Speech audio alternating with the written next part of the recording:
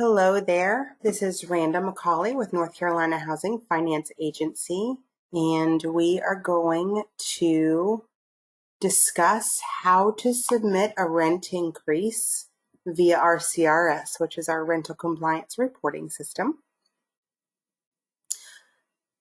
Not all properties need to get agency approval for rent increases. However, if you have the following funding, that does require the agency approval for all rent increases.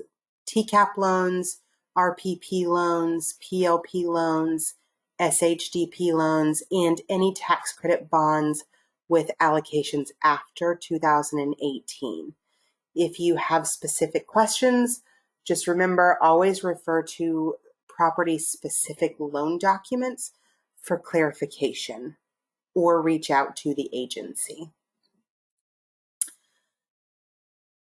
So here we're going to go through step-by-step instructions on how to enter a rent increase into our CRS, and those instructions will begin after you have already logged in.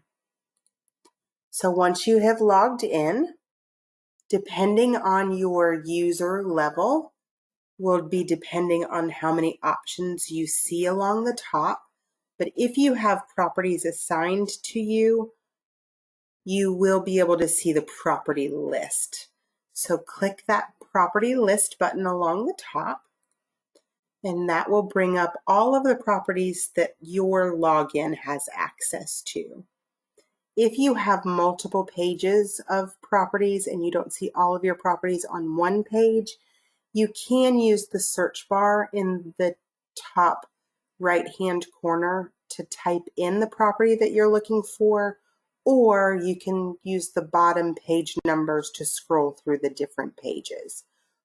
Once you have located the property you wish to work with, you're going to click on the blue APN number, which is on the left-hand side. And that will open up property-specific information. And along the top, you're going to see the property menu. And then you can scroll down to rent structure, and you can click rent structure. And that will open up the rent structure screen, which is where you can start entering your data. In order to begin, you're going to click the green Add Proposed Rent Structure button. And a couple of things to notice, the date that's on the right-hand side, that will be the date of the last approved rent increase, which will come in handy to know further in the process. If the Add Proposed Rent Structure button is not available, there is likely already an increase pending. Just to note, if this is the initial rent structure for a property that was just built or just placed into service, those initial rents, which we'll go into further detail later in the training, but those initial rents must match the deed restrictions or the estoppel agreement and can only be entered into the system once the permanent financing at the property has been completed. So once you've hit that Add Proposed Rent Structure, the first step is going to be to enter an effective date. Remember, an effective date must be a minimum of 30 days from the submission date or the resubmission date if you had to make corrections. You will also see the number of bedrooms and the set-aside types. You can look at that, and there are two different numbers. The green numbers on the left-hand side, that is the info that is reported based on what you have entered in the rent structure. And the black on the right-hand side, that is the required information.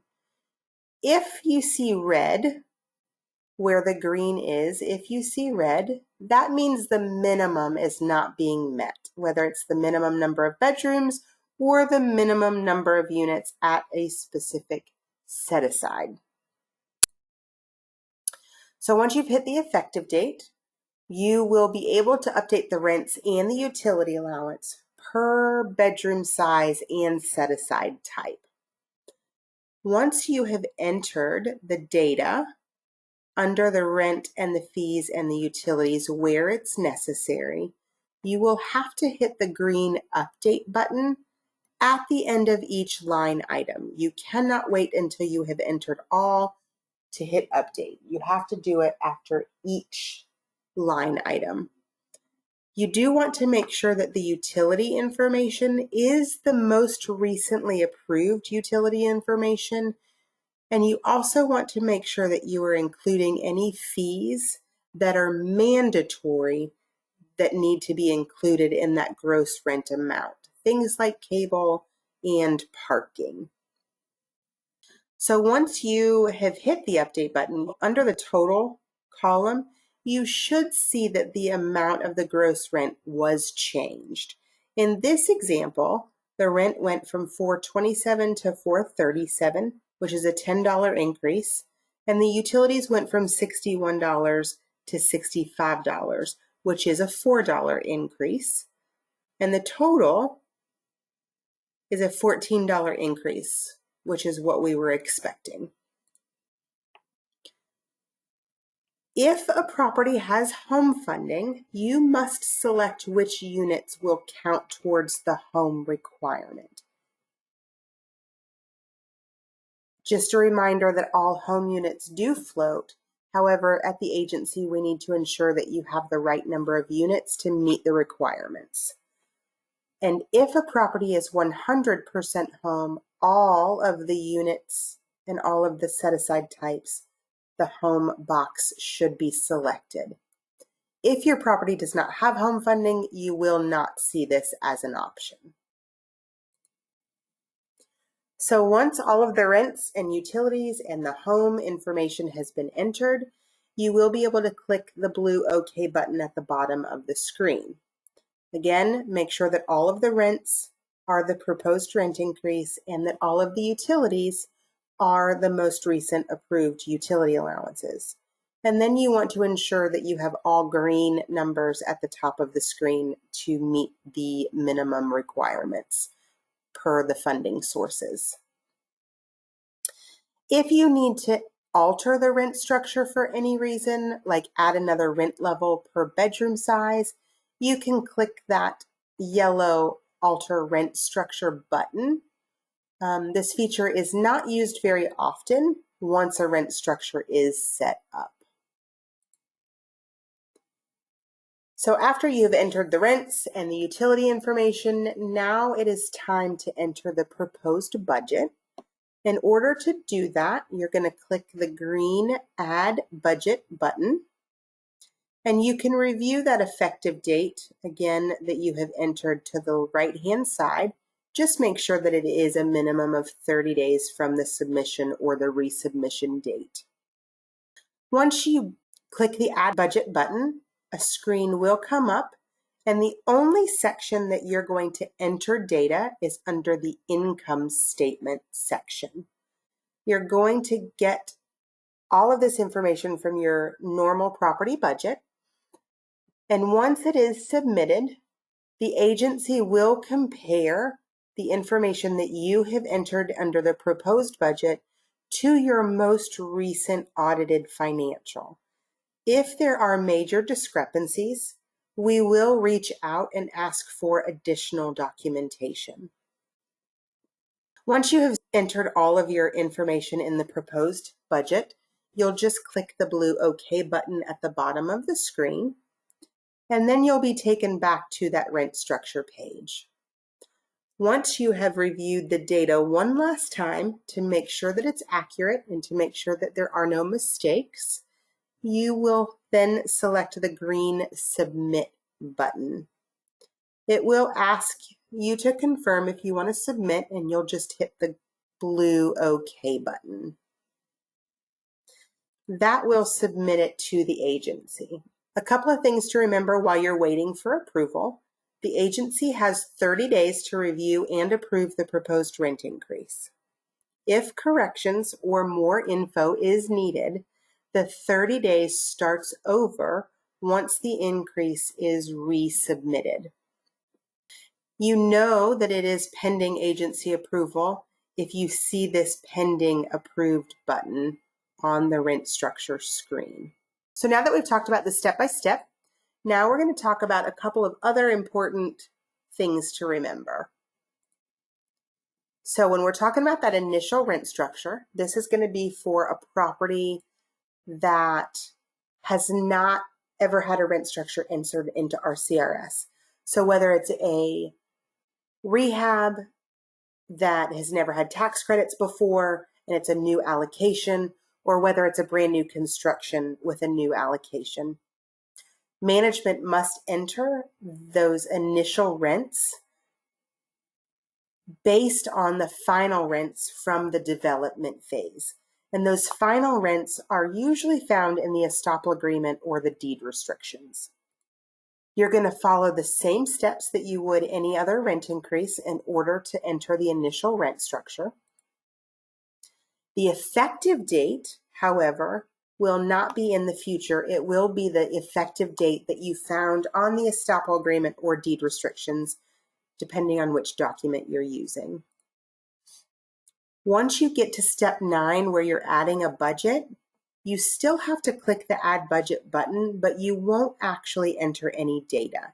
You will just click OK at the bottom of the screen. And then once the initial rent structure is approved, then management will be able to enter any rent increases that they're requesting. If your property has HUD or RD approved rents and still requires the agency approval, you're going to follow all the same steps that you would to enter a regular rent increase. Instead, you're going to enter the approved rents from HUD or RD, and you're going to ensure the utility allowances match those on the approval letter, as well as the effective date. And once you have entered all of the data into RCRS, you will forward the approval letter to myself at rjmccauley@nchfa.com. A couple other things to remember is the utility allowance must be valid and be no more than 9 months old. Also, once again, make sure that the utility allowance entered into the rent increase is the most recent approved utility allowance. And an example, if the rents you would like to be effective January 1st, the utility allowances must not expire before March 1st. Prior year audited financials must be entered if they are due, and those are due April 1st every year if your year end is 12/31. It's usually due 90 to 120 days after year end. The effective date must be a minimum of 30 days from the submission date or the resubmission date.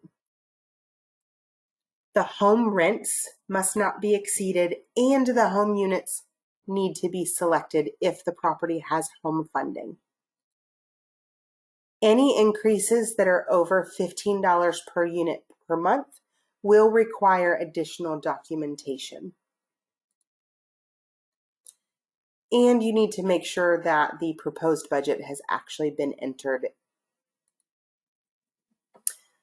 Hopefully, the step-by-step instructions you have found helpful and have been able to answer any questions that you might typically have.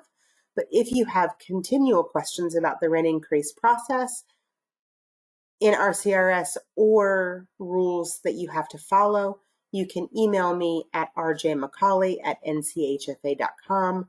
And for supportive housing projects, you can reach out to Keisha Purvis at kppurvis@nchfa.com. Again, we hope that you have enjoyed this video and that it answers most of your questions in the future. Thank you.